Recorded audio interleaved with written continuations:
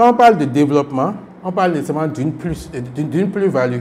Un développement, c'est le cheminement qu'on fait d'un point A vers un point B.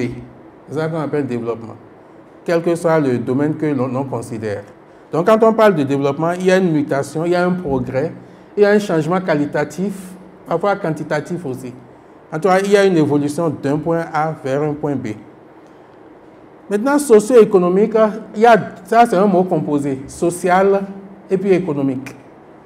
Ce qui est social, c'est tout ce qui, disons, est porteur, ce qui fait grandir l'homme, si vous voulez.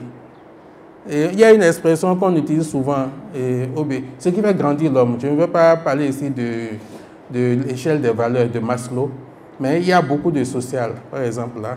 Qu'est-ce qui fait grandir l'homme? Qu'est-ce qui induit du bien-être ou bien du mieux-être? C'est ça ce qui est social.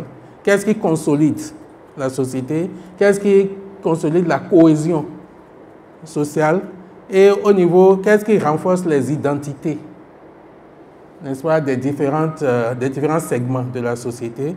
Et ce qui est économique, ce n'est pas seulement financier.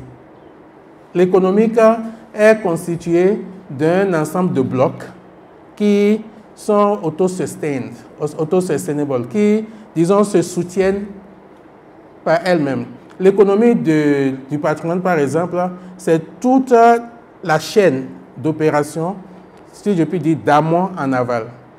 Depuis la création du patrimoine, sa conservation, sa mise en valeur, mais aussi tout ce qu'on mène comme activité d'interprétation et de médiation. Tout ça, là, ça fait le bloc économique du patrimoine. Donc, quand on parle de développement socio-économique, vous voyez que ça fait quelque chose d'extrêmement vaste. Et la question, c'est de savoir dans quelle mesure le patrimoine que nous avons au Bénin, n'est-ce pas, participe à ce développement, n'est-ce pas, socio-économique.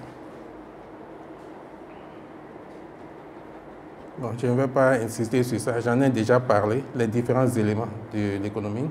Et Christelle a dit quelque chose de très important sur lequel je voudrais revenir. C'est le contexte assez particulier du Bénin, qui, disons, est quand même pas révolutionnaire, mais un contexte qui interroge, du moins qui interpelle, du point de vue historique.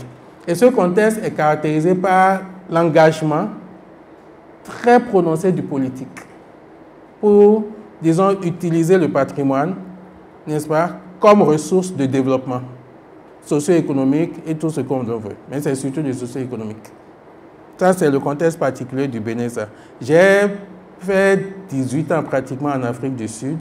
C'est vrai que là-bas, c'est d'autres dynamiques, mais il n'y a pas ce positionnement du politique très prononcé pour le patrimoine. Mais là-bas, ils ont déjà des structures qui sont en place et qui fonctionnent très bien. Donc, c'est un peu différent de chez nous ici, où beaucoup de choses, effectivement, n'est-ce pas, sont en train d'être mises en place. Et le contexte du Bénin, sans, disons, restreindre tout ce qui est développement au régime actuel, parce que ce n'est pas vrai historiquement, n'est-ce pas? Mais le régime actuel, depuis 2016, a quand même mis en place ce qu'on appelle le programme d'action du gouvernement. Et ce programme d'action du gouvernement, qui en est à sa deuxième phase, entre 2021 et 2025, a prévu un certain nombre d'actions dans plusieurs domaines, dont le domaine de la culture et du tourisme. Je veux dire que la culture ici est un peu comme l'appendice du tourisme. C'est le tourisme qui traîne la culture.